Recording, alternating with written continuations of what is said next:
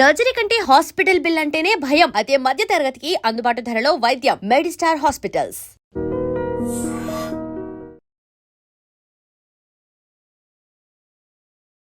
నమస్కారం అండి. నా పేరు డాక్టర్ ప్రవీణ్.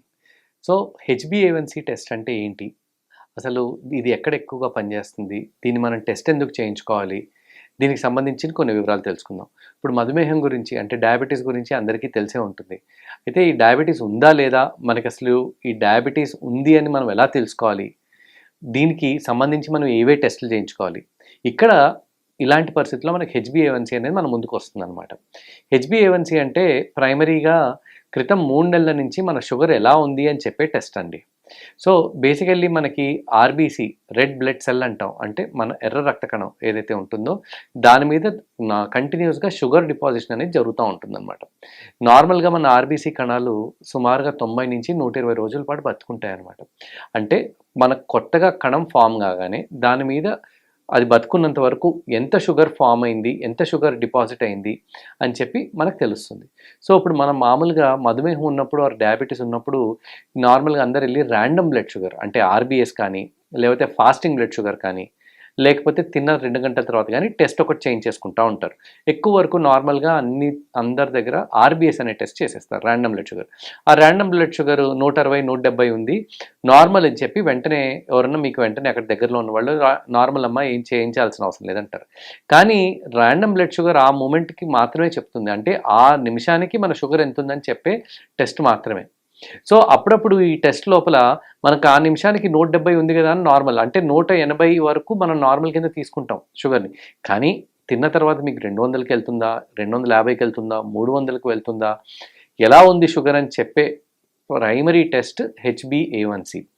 ఈ హెచ్బిఏవన్సీకి నేను ఇందాక మీకు చెప్పినట్టు ఇది ఎర్ర రక్త కణం మీద మనకు షుగర్ డిపాజిషన్ చెప్తుంది అనమాట. సో క్రితం 3 నెలల నుంచి షుగర్ ఎలా ఉంది అని మనకు తెలుసుకోవాలి అంటే మాత్రం ఖచ్చితంగా హెచ్బిఏవన్సీ టెస్ట్ చేయాల్సిందే. ఈ హెచ్బిఏవన్సీ టెస్ట్లో మనకి నార్మల్ ఏంటి, అబ్నార్మల్ ఏంటి అనేది మనం తెలుసుకోవాల్సిన అవసరం ఉంటుంది. నార్మల్గా మనకి ఏమాత్రం షుగర్ లేదు అంటే మనం నాన్ డయాబెటిక్, ఎటువంటి మధుమేహం లేదు అని అనుకుంటే మనకి హెచ్బిఏవన్సీలో 5.6 కన్నా తక్కువ ఉండాలి షుగర్. కానీ ఒకవేళ మన హెచ్బిఏవన్సీ 5.7 నుంచి 6.4 మధ్యలో ఉందంటే దీన్ని మనం ఇంపేర్డ్ గ్లూకోజ్ టాలరెన్స్ అని పిలుచుకుంటాం. అంటే వాడుక భాషలో ప్రీ డయాబెటీస్, అంటే మీకు మధుమేహం వస్తుంది, రాబోతుంది వెరీ సూన్ అని అర్థం అనమాట. ఈ హెచ్బిఏవన్సీ 5.7 నుంచి 6.4 మధ్యలో ఉన్నప్పుడు మనకి ఇంకా ప్రమాద గంటికలు మోగుతున్నట్టే అనమాట. అంటే వెంటనే మనం ఇంకా అన్ని జాగ్రత్తలు తీసుకోవాలి. మనకి ప్రీ డయాబెటీస్ వచ్చింది, నెక్స్ట్ స్టెప్ షుగర్ లోపలికే. ఇంకా ఒకవేళ మన హెచ్బిఏవన్సీ టెస్ట్ చేసినప్పుడు అది కనుక 6.5 కంటే ఎక్కువగా ఉంది అంటే మనకి మధుమేహం వచ్చింది అని మీనింగ్ అనమాట. నార్మల్గా హెచ్బిఏవన్సీ అబౌవ్ 6.5 అనుకున్నప్పుడు మనం మందులు అనేవి మొదలు పెడతా ఉంటాం. కానీ ఈ రోజుల్లో ఏంటంటే అప్పుడప్పుడు ఈవెన్ హెచ్బిఏవన్సీ 6 ఉన్నా అంటే ప్రీ డయాబెటిక్ స్టేజ్లో ఉన్నా కూడా మనం మందులు ఎర్లీగా మొదలు పెడితే పూర్తిగా డయాబెటీస్ అనేది రాకుండా ఉండే అవకాశాలు ఉంటాయి. సో ఈ రోజుల్లో మనం ప్రీ డయాబెటిస్ స్టేజ్లో కూడా హెచ్బిఏవన్సీ 6.1 ఉన్నప్పుడు కూడా మనం మందులు ఎర్లీగా స్టార్ట్ చేసేస్తాం అనమాట. సో అందరూ గుర్తుపెట్టుకోవాల్సింది ఒకటే, ప్రీ డయాబెటీస్ ఆర్ మధుమేహం వస్తుంది అని మనం ముందే తెలుసుకుంటున్నాం అంటే హెచ్బిఏవన్సీ 5.7 నుంచి 6.4 మధ్యలో ఉందని అర్థం. డయాబెటీస్ వచ్చింది అంటే మనం నిర్ధారించుకోవాల్సింది హెచ్బిఏవన్సీ 6.5 కంటే ఎక్కువగా ఉంది అని. మనకి ఈ ఫాస్టింగ్ బ్లడ్ షుగరు 110, 120 ఇట్లా అప్పుడప్పుడు కనిపిస్తూ ఉంటుంది. కానీ హెచ్బిఏవన్సీ 5.6, 5.7 ఉంటుంది.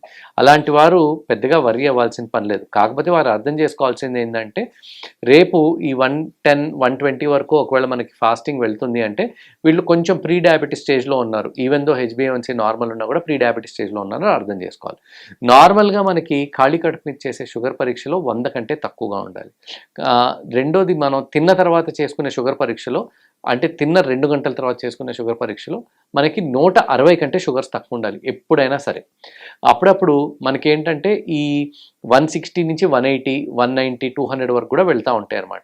సో ఇదేంటంటే మనకి ప్రీ డయాబెటీస్ ఉందేమో అని మనకు అర్థం. సో ఎవరికన్నా సరే షుగర్ ఎప్పుడైనా సరే 160 కంటే ఎక్కువ వస్తుంది అనుకుంటే ఖచ్చితంగా హెచ్బిఏవన్సీ చేసి నిర్ధారించుకోవాలి. కేవలం ఒట్టి ఫాస్టింగ్, ఆర్బిఎస్ తిన్న తర్వాత షుగర్ పరీక్ష కాకుండా హెచ్బిఏవన్సీ పరీక్ష చేసుకుంటేనే మనకి షుగర్ ఉందా లేదా అని చెప్పి మనం నిర్ధారించుకునే అవకాశం ఉంటుందన్నమాట. ఇదొకటే కాకుండా మనం గుర్తుపెట్టుకోవాల్సింది హెచ్బిఏవన్సీ అప్పుడప్పుడు కొంతమందికి 10, 12, 15 ఇలా కూడా కనిపించే అవకాశాలు ఉంటాయి.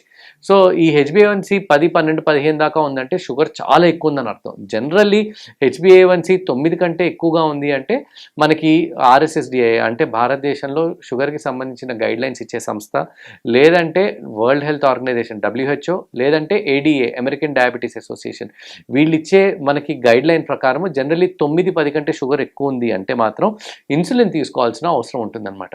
కేవలం RBS మీద ఫాస్టింగ్ మీద మనం ఇన్సులిన్ ఇవ్వాలా టాబ్లెట్స్ ఇవ్వాలా అని నిర్ధారించే అవకాశం ఉండదు. ఫాస్టింగ్తో పాటు తిన్న 2 గంటల టెస్ట్తో పాటు మనం హెచ్బిఏవన్సీ చేస్తేనే మనం కరెక్ట్గా ట్రీట్మెంట్ ఇవ్వగలుగుతామా లేమా అనేది మనం నిర్ధారించుకోవచ్చు. సో అందుకోసం హెచ్బిఏవన్సీ ఎంత ఉంది అనేది మనం ఫాస్టింగ్ పరీక్ష, తిన్న తర్వాత పరీక్షతో ఖచ్చితంగా చేయించుకోవాలి. ఒకవేళ మీకు షుగర్ లేదు, మీరు ఎంత రెగ్యులర్గా హెచ్బిఏవన్సీ పరీక్ష చేయించుకోవాలి. మీకు షుగర్ లేదు కానీ ఇంట్లో మీ పెద్దవాళ్ళకి, అమ్మ నాన్నలకి, లేకపోతే రిలేటివ్స్కి షుగర్ ఉంది అంటే మీకు కూడా అప్పుడప్పుడు వచ్చే అవకాశం ఉంటుంది. కాబట్టి ఖచ్చితంగా సంవత్సరానికి ఒకసారి షుగర్ పరీక్ష చేయించుకోండి. ఒకవేళ మీకు ప్రీ డయాబెటీస్ ఉంది అంటే మీ హెచ్బిఏవన్సీ 5.7 to 6.4 మధ్యలో ఉందంటే ప్రతి 6 నెలలకి హెచ్బిఏవన్సీ పరీక్ష చేయించుకోండి. ఒకవేళ కనుక మీకు షుగర్ ఉంది అంటే ప్రతి 3 నెలలకి ఖచ్చితంగా హెచ్బిఏవన్సీ పరీక్ష చేసుకొని మీ హెచ్బిఏవన్సీ 7 కంటే తక్కువ ఉందా లేదా అంటే 7 కంటే తక్కువ ఉండాలి. మనకి మంచి కంట్రోల్ అంటే 7 అనమాట. 7, 6.5 దగ్గర ఉంటే మరీ మంచిది. కానీ అప్పుడప్పుడు 6.5 కంటే తక్కువగా మనం కరెక్ట్ చేసుకునే ప్రయత్నం చేసినప్పుడు మనకు షుగర్ రెగ్యులర్గా పడిపోయే అవకాశాలు ఉంటాయి అన్నమాట. అందుకోసం ఎంత ఉండాలి అనేది కూడా మనం నిర్ధారించుకోవాలంటే 7 దగ్గర పెట్టుకోవాలన్నమాట మనం ప్రైమరీగా హెచ్బిఏవన్సీని. ఒకవేళ కనుక మీ హెచ్బిఏవన్సీ 3 రకాలు 4 రకాలు అయిన డయాబెటీస్ మందులు వేసుకుంటున్నా కూడా 9 కంటే ఎక్కువగా ఉంది అంటే దాని అర్థం మీరు ఇన్సులిన్ తీసుకోవాల్సిన అవసరం ఉందండి. ఇన్సులిన్ ఒక భూతంలాగా చూడకూడదండి. ఇన్సులిన్ మనకి ప్రతి ఒక్కరికి డయాబెటీస్ అని వచ్చిన వాళ్ళకి ఖచ్చితంగా 10-15 సంవత్సరాల తర్వాత అందరికీ ఇన్సులిన్ అవసరం పడే అవకాశం ఉంటుంది. Insulin is the safest medication అనమాట. మందుల కన్నా, ట్యాబ్లెట్ల కన్నా, అన్నిటికన్నా మనకి ఒంట్లో ఇన్సులిన్ ప్రొడక్షన్ తగ్గిపోయినప్పుడు మనం బయట నుంచి ఇన్సులిన్ని తీసుకోవాల్సిన అవసరం ఉంటుంది అనమాట. ఇంతకుముందులాగా మనకి బుడ్డిల్లోనూ వీటిలోనూ కాదు, ఇప్పుడు సింపుల్గా పెన్స్లో మనం ఇన్సులిన్ తీసేసుకోవచ్చు అనమాట. పెన్ ద్వారా ఇన్సులిన్ మనం ఈజీగా మన బాడీలోకి మనమే సొంతంగా తీసుకునే అవకాశం ఉంది. సో ఇదంతా మనం హెచ్బిఏవన్సీ పరీక్ష మీద బేస్ చేసుకునే మన ట్రీట్మెంట్ ప్లాన్ అనేది డిసైడ్ అవుతుంది అనమాట. సో ఎవరికైనా సరే హెచ్బిఏవన్సీ 9 కంటే ఎక్కువగా ఉంది అంటే వెంటనే మీ ఫిజిషియన్ని కన్సల్ట్ చేసి మీ హెచ్బిఏవన్సీని 7కి ఎలా తెచ్చుకోవాలనేది మీరు ఫస్ట్ ఆయనతో డిస్కస్ చేసి మీ హెచ్బిఏవన్సీని 7 కంటే తగ్గించుకోండి. ఎవరికైతే హెచ్బిఏవన్సీ 7, 7.5 కంటే ఎక్కువగా ఉంటుందో వాళ్ళకి దీర్ఘకాలికంగా వాళ్ళ కళ్ళ మీద, వాళ్ళకి కిడ్నీల మీద, గుండె మీద, లివర్ మీద, అన్నిటి మీద వాళ్ళకి ఎఫెక్ట్ అనేది చూపిస్తూ ఉంటుందన్నమాట. సో రకరకాల కాంప్లికేషన్స్ వచ్చే అవకాశాలు ఉంటాయి. అందుకోసం హెచ్బిఏవన్సీని ఇప్పుడు దాకా డయాబెటీస్ లేని వాళ్ళైతే 5.6 కంటే తక్కువగా మెయింటైన్ చేయండి. ప్రీ డయాబెటీస్ ఉన్న వాళ్ళు వారు వ్యాయామం ద్వారా ఆహారాన్ని సరిగ్గా చూసుకొని హెచ్బిఏవన్సీని 5.7 కంటే తగ్గించే ప్రయత్నం చేసుకోండి. ఎవరికైతే ఆల్రెడీ మధుమేహం ఉందో వారు హెచ్బిఏవన్సీని 6.5 to 7 దగ్గరలో పెట్టుకోండి.